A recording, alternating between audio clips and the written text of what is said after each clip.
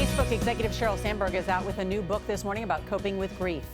Option B already tops the bestseller list on Amazon. In her first in-depth interview since her husband's death, she explains how she pulls meaning out of her tragedy to help people get through hard times.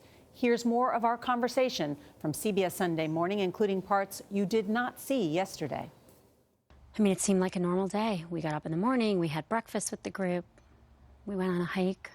Sheryl Sandberg and her husband, Dave Goldberg, were vacationing in Mexico with friends 2 years ago. Right. So tell me about that moment when you realized something was wrong. Well, I'd been asking where he was, has anyone seen Dave? Has anyone seen Dave? And someone's like, oh, he was going to the gym. Maybe he's back in the room. Maybe he's out having drinks with friends. But when he didn't show up for dinner, I was like, Dave is not here. And my sister-in-law yelled out, like, where's the gym? How did you find Dave when you entered the gym? He was lying on the floor. His head was turned.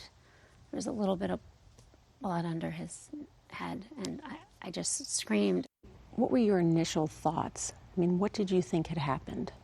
I thought he had fallen off an exercise machine, and that was what the initial report said. But then we got an autopsy, and the autopsy showed that he died of coronary artery disease. He had a cardiac arrhythmia, so he died before he hit the floor.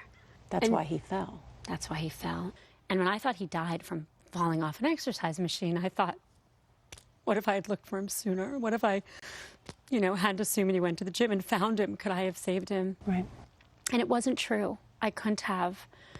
But one of the things I learned writing this book is that we blame ourselves. We blame ourselves when it's our fault. We blame ourselves when it's not our fault. And not blaming ourselves is such a huge part of recovery.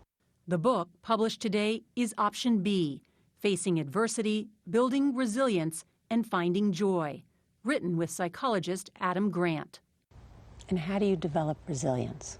We develop resilience by believing that we will get through hard things.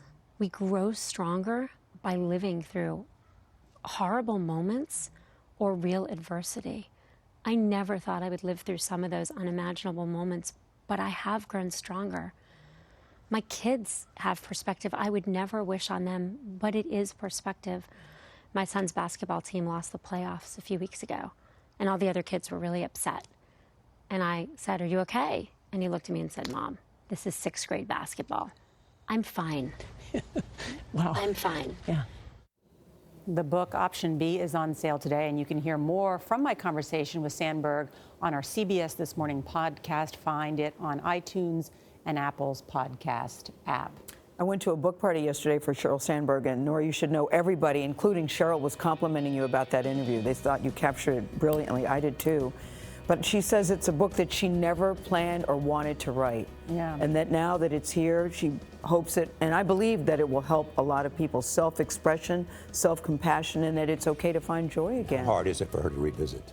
It's so true, Charlie. Yes. We interview a lot of people on this show. This is really one of the hardest interviews I've ever done, because to talk to someone about something so personal is really, I didn't realize she had found him, Norah. I didn't Yeah. realize that. That's very tough. tough story. Her It's a book will really help a good lot of book. people. Really good book. You're right about that.